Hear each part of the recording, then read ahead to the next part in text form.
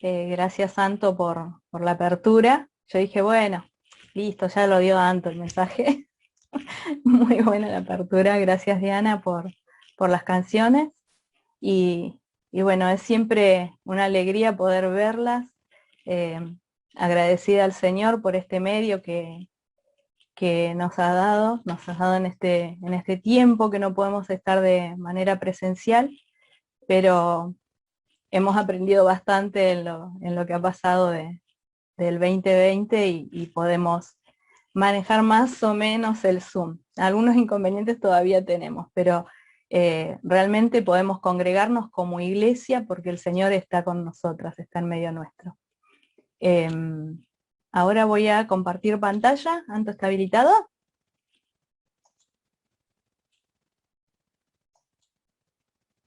Ahí sí.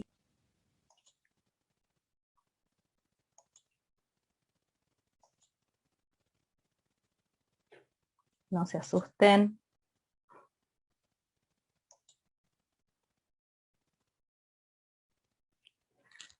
Bueno, primero que nada me voy a poner los lentes. Y bueno, en esta tarde, para continuar aprendiendo de la palabra de Dios, vamos a seguir, vamos a continuar, valga la redundancia, con la primera carta a los tesalonicenses, como ya nos había dicho Anto, del capítulo 5. Y bueno, anteriormente habíamos escuchado que el propósito de Pablo al escribir esta carta era fortalecer en su fe a los cristianos de Tesalónica y darles confianza en el regreso de Cristo, además de corregir algunos conceptos equivocados o erróneos que tenían acerca de la resurrección y el regreso de Cristo a buscar a su iglesia. Esta porción de la palabra lleva como título "No descuidemos una salvación tan grande", como podemos leer ahí. Y la verdad que en el tiempo que lo estuve preparando, yo creo que a todas nos pasa, ¿no? Que es prueba y error y escribo y borro y saco y pongo y otra vez cambiando. Así que como 3 veces le pedí al Señor que sea Él utilizándome y hablando a cada una, ¿no es cierto? Principalmente a mí. Bueno, las invito a buscar el capítulo 5 entonces, para que lo podamos leer del 1 al 11.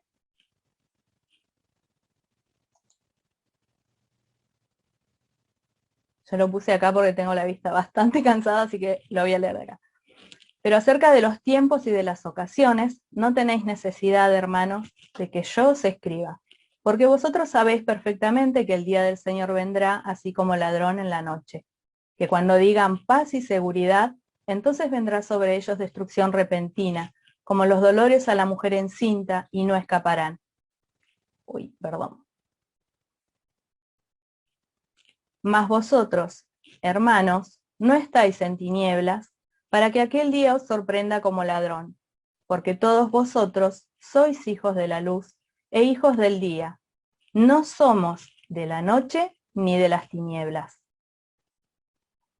Por tanto, no durmamos como los demás, sino velemos y seamos sobrios, pues los que duermen de noche duermen, y los que se embriagan de noche se embriagan.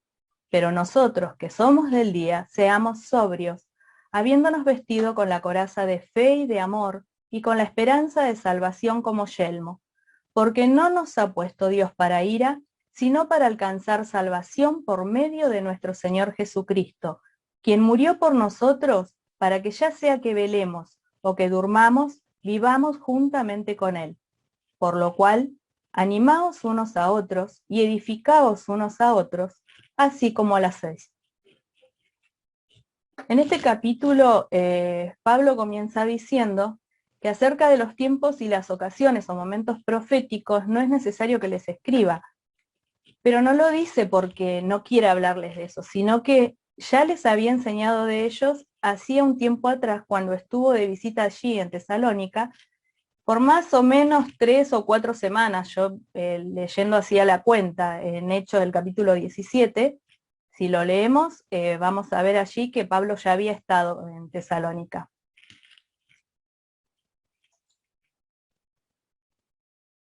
Pablo indicó que el tiempo no podía ser definitivamente conocido. Esto quiere decir que no podemos saber cuándo, con fecha y hora. Ahí yo escribí, puse Mateo 24:36, que si me acompañan a leerlo.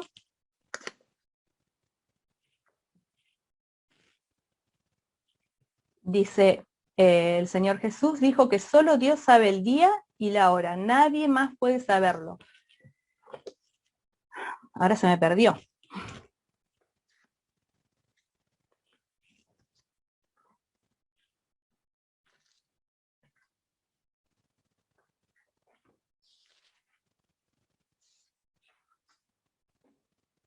Bien.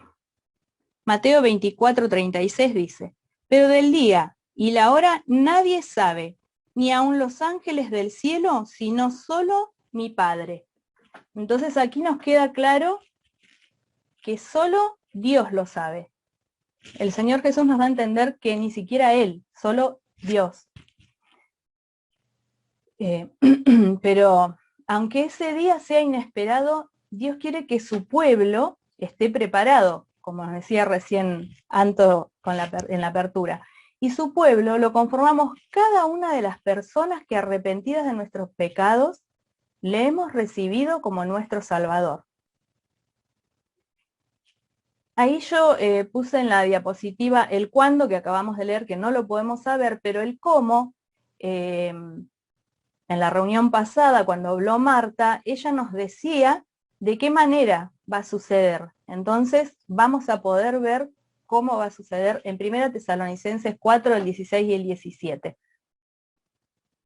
Continuamos con el versículo 2 del capítulo 5 de Tesalonicenses, y continúa diciendo que,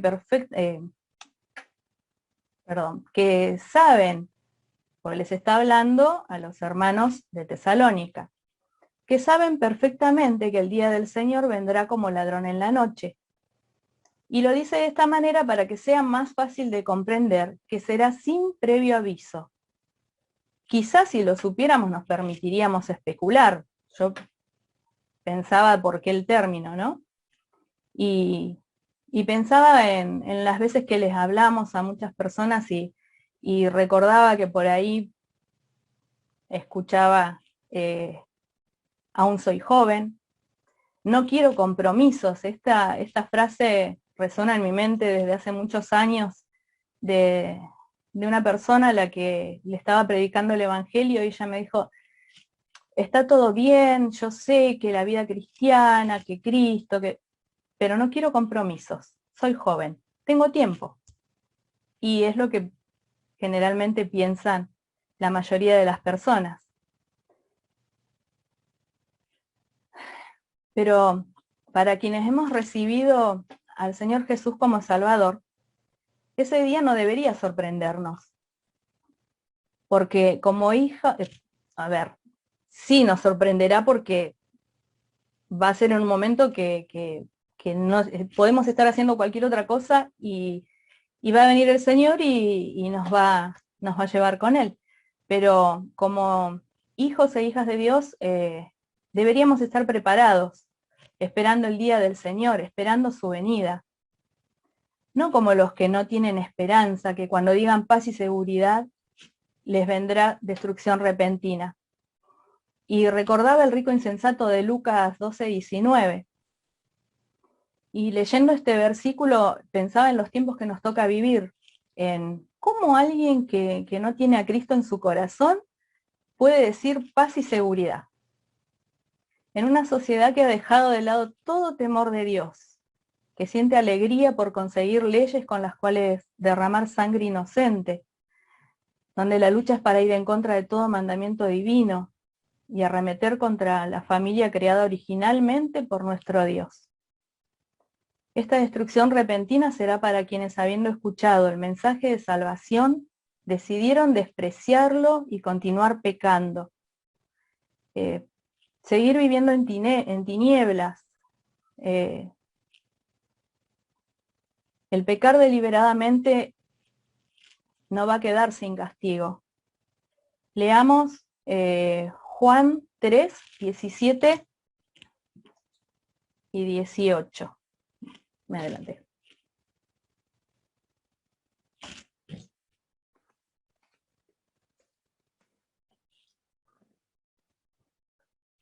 Juan el capítulo 3 y el versículo 17 y 18. Porque no envió Dios a su Hijo al mundo para condenar al mundo, sino para que el mundo sea salvo por él.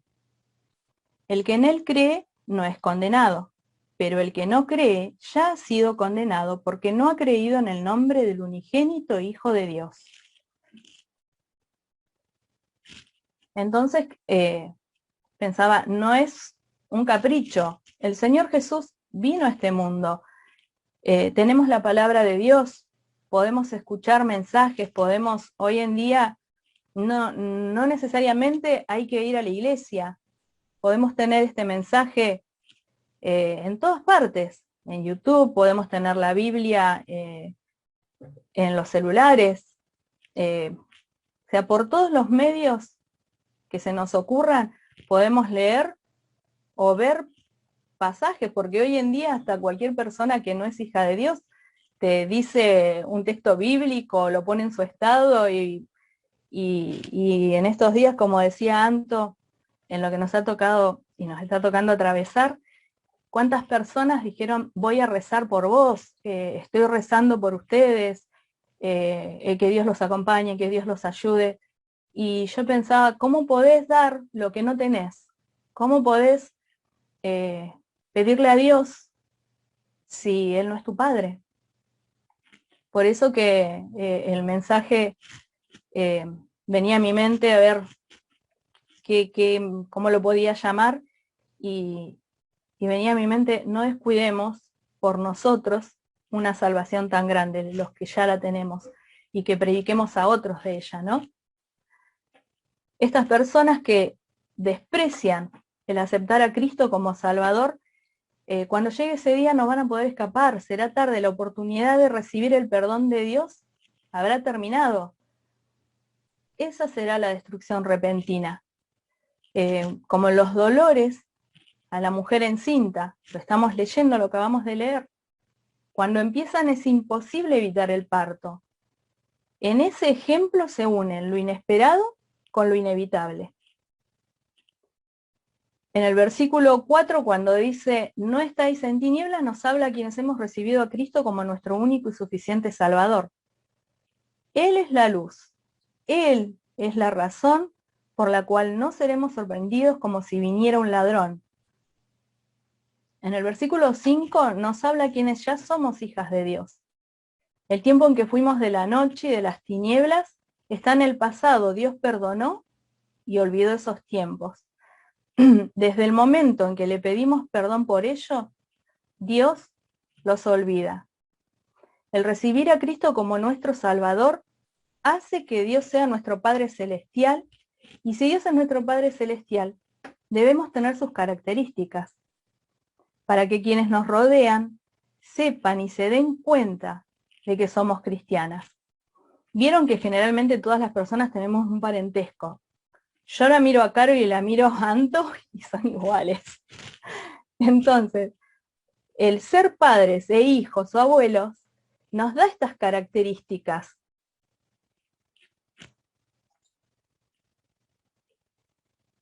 Asimismo debe ser el parecido con nuestro Padre Celestial, y esto dependerá de nuestra comunión con Él.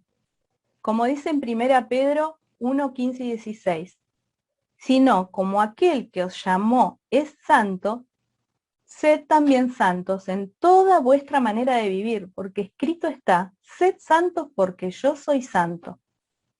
Porque Dios al apartarnos para sí, al apartarnos para Él, nos ha hecho santas. Y para poder entender un poquito más acerca de la santidad, me gustaría mencionar lo que ya me adelanté y puse en el PowerPoint, 3 de sus aspectos.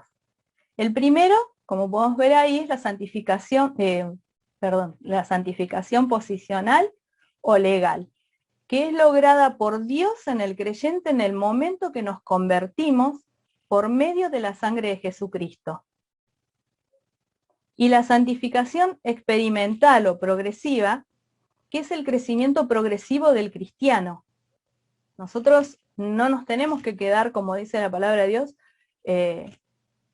tenemos que ir creciendo, no nos podemos quedar toda la vida desde el momento que aceptamos a Cristo como Salvador, tomando leche, como siempre decimos en el ejemplo del niño, para que pueda crecer tiene que ir alimentándose y no puede seguir toda la vida con leche porque quedaría escuálido, quedaría desnutrido. Entonces, esta es la santificación progresiva, el crecimiento que vamos obteniendo a través del conocimiento de la palabra de Dios, obviamente. Y la tercera, la santificación final. Y aquí se refiere al acto mediante el cual los que hayamos creído en el Señor Jesús y lo hayamos recibido en nuestro corazón, seremos transformados por el poder de Jesucristo en su segunda venida. Leamos 1 Juan, capítulo 3, el versículo 2 y 3.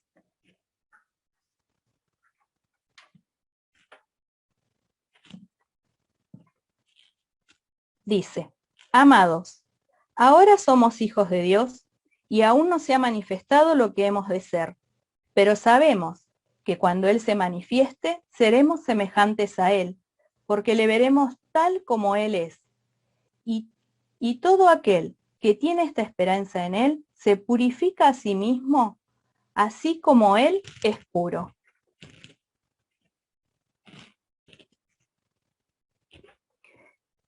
Entonces, leyendo estos versículos, si esto es así, si en nuestra vida esto es una realidad, estaremos preparadas para el regreso del Señor, porque le pertenecemos y en Él no hay tinieblas. Y por esta misma razón debemos velar y ser sobrios. 1 Pedro 4:7 dice: mas el fin de todas las cosas se acerca. Sed pues sobrios y velad en oración. Continuando con el versículo 6 de Tesalonicenses 5, es evidente que cuando dice que no durmamos se refiere a nuestra vida espiritual, no al sueño reparador tan necesario para una vida saludable. Y créanme que lo extraño. Espiritualmente hablando, deberíamos velar y ser sobrias. En otras palabras, debemos estar en alerta y ser activas. Aquí dormir se refiere a la ignorancia, la insensibilidad, la inactividad y la falta de defensa que caracteriza a los demás, como leímos. Y los demás son aquellas personas que no pertenecen a la familia de Dios, los que aún no han tomado la decisión de recibir a Cristo como Salvador.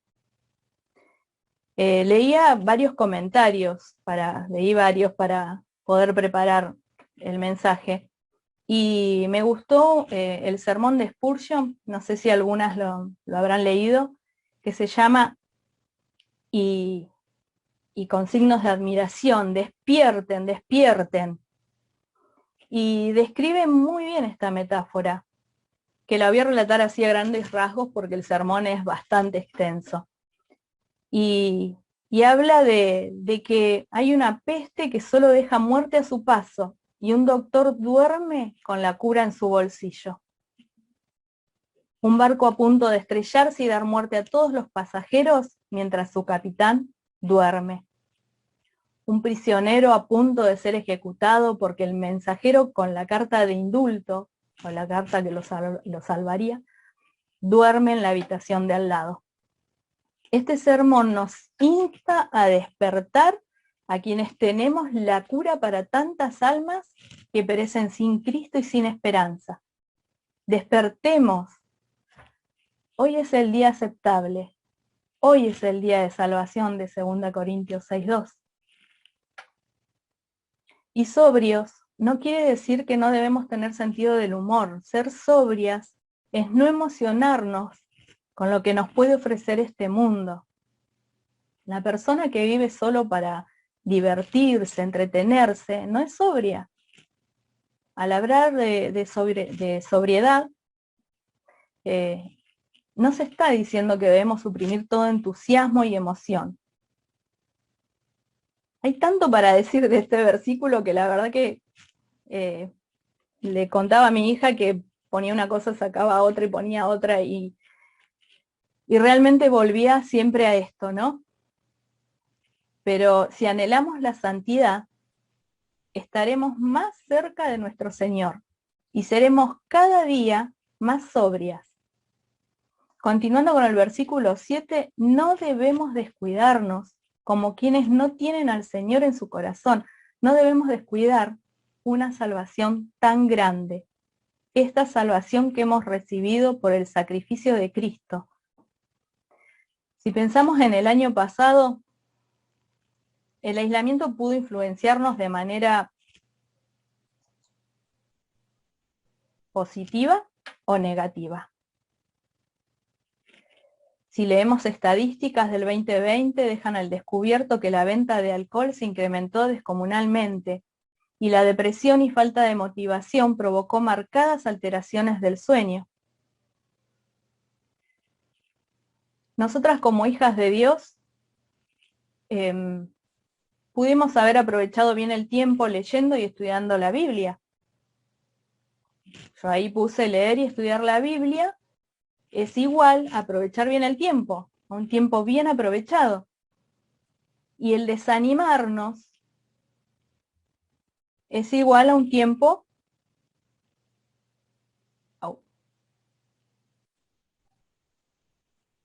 perdón.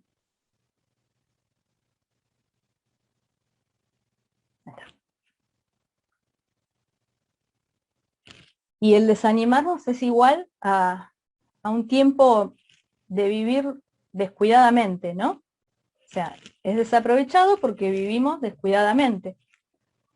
Y si continuamos con el versículo 8, al decidir no vivir descuidadamente, nos vestiremos con la coraza de fe y amor.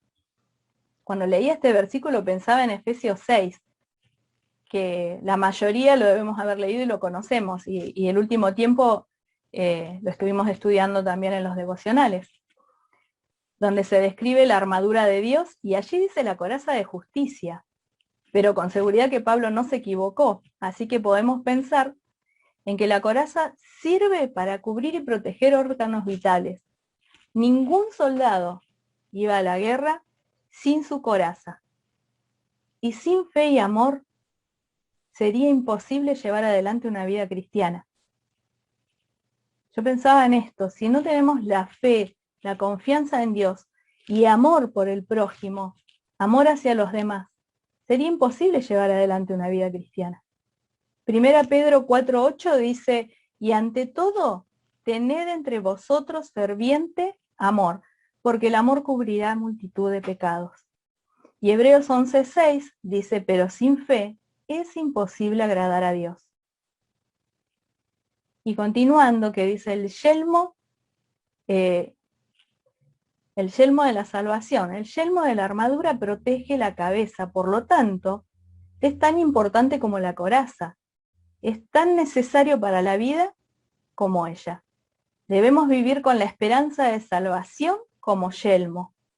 Si vivimos con la expectativa de esta esperanza, no perderemos nuestra cabeza en este mundo y lo que Satanás ofrece.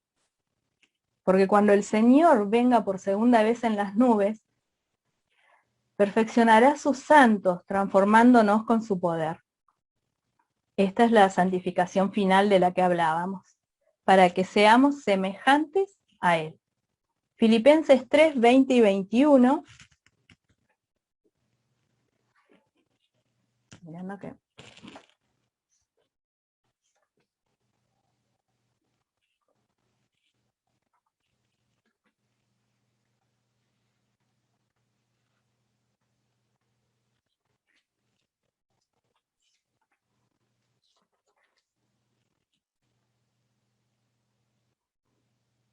Acá dice, mas nuestra ciudadanía está en los cielos, de donde también esperamos al Salvador, al Señor Jesucristo, el cual transformará el cuerpo de la humillación nuestra para que sea semejante al cuerpo de la gloria suya, por el poder con el cual puede también sujetar a sí mismo todas las cosas. antes de tener la esperanza de salvación, vivíamos bajo la ira de Dios. Por eso me gustaría leer Juan 3, 18 y 19. Lo tenemos acá en el PowerPoint. Yo ahí puse todos porque la verdad que Juan 3 a mí me encanta, ¿no? Pero bueno, separé estos versículos, el 3, 18 y 19, que sería: el que en él cree no es condenado, pero el que no cree ya ha sido condenado, porque no ha creído en el nombre del unigénito Hijo de Dios. Y esta es la condenación, que la luz vino al mundo, y los hombres amaron más las tinieblas que la luz, porque sus obras eran malas. Y primera Tesalonicenses 1:10 dice: y esperar de los cielos a su Hijo, el cual resucitó de los muertos, a Jesús, quien nos libra de la ira venidera. Y la salvación del alma solo puede ser alcanzada por medio del Señor Jesucristo, quien ocupó nuestro lugar en esa dolorosa y vergonzosa cruz, donde murió y venció la muerte, resucitando al tercer día. Juan 16:33 dice: pero confiad, yo he vencido al mundo. Y en el versículo 10 del capítulo 5 de Tesalonicenses, dice: al recibir al Señor Jesús como Salvador, tenemos esta seguridad. Y aquí se refiere al dormir del capítulo 4 de este mismo libro. Me gustó mucho un comentario que leí acerca de este versículo y que decía que la muerte de Jesús fue muerte para que la nuestra solo fuera llamada sueño. Y si en esta tarde estás escuchando este mensaje y aún no sos una hija de Dios, quiero contarte que el Señor Jesús ya pagó en la cruz el castigo que merecíamos por nuestros pecados. Y que hoy todavía tenés la oportunidad de arrepentirte de tus pecados. Ya todo está hecho, no hay nada que puedas hacer para recibir la salvación de tu alma, excepto orar pidiendo a Dios que te perdone y recibirlo en tu corazón.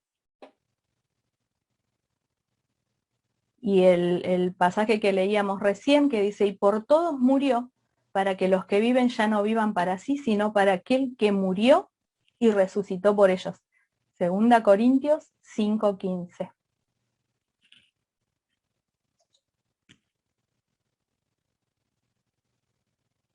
Acá se me había quedado la diapositiva en donde ponía la cruz de Cristo, y Dios ama a los pecadores, por eso mandó al Señor Jesús a este mundo, para que hoy nosotras podamos ser salvas. ¿Salvas de qué? De una condenación eterna en el infierno, porque el alma no muere. Lo escuchábamos en el mensaje anterior cuando nos habló Marta. Entonces, hoy tenés la oportunidad de recibir a Cristo como Salvador.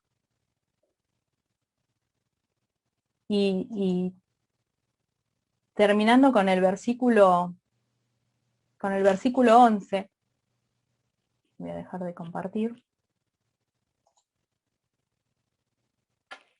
Y terminando con el versículo 11, si todas damos ánimo, también todas vamos a recibir ánimo, porque esto debería ser un círculo constante donde todas, al dar, podamos recibir.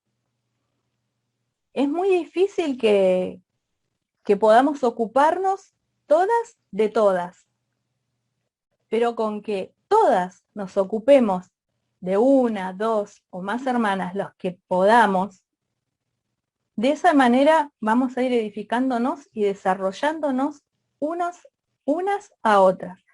La iglesia debe estar llena de miembros activos. Como escuchábamos en la versión que leía Antonella, nosotras tenemos que edificarnos, tenemos que estar atentas y esperando al Señor, y la manera de hacerlo es trabajando para Él. en lo poco, en lo mucho. El Señor todo lo ve, todo lo sabe, todo lo conoce. Y cuando leía este último versículo, así como lo hacéis, nos cabe mucha responsabilidad leyendo así como lo hacéis, porque como hijas de Dios estamos asintiendo que lo hacemos. Y recordaba en lo bueno que nos trajo esta pandemia, que fue recibir, enviar mensajitos, recibir y enviar audios o stickers, donde se nos decía, estoy orando por vos, oro por tu familia, o cómo estás, cómo está tu día, o sea, pequeñeces, o mandar apenas un sticker con un abrazo, algo mínimo, pero para mi vida fue de muchísimo ánimo. Entonces, las aliento a que sigamos haciéndolo, que sigamos orando las unas por las otras. En este último tiempo oramos hasta por personas que no conocíamos, pero que pertenecen a la Iglesia de Cristo. El caso que más recuerdo y que me llega mucho al corazón es el caso de Morenita. Me acuerdo de Victoria también, que es primita de los Triandafilide, y el ver cómo el Señor fue sanando a Morena, realmente, chicas, me conmueve el alma, porque sabemos que Dios siempre, siempre responde a nuestras oraciones, pero cuando nos responde ese sí que anhelamos, y vemos que la sanación de Dios es completa, imaginen que si puede sanar nuestro cuerpo mortal, ¿cómo no va a poder salvar nuestra alma? Entonces, no dejemos de animarnos unas a otras, que realmente cada una de nosotras podamos decir que así lo hacemos. Que el Señor las bendiga.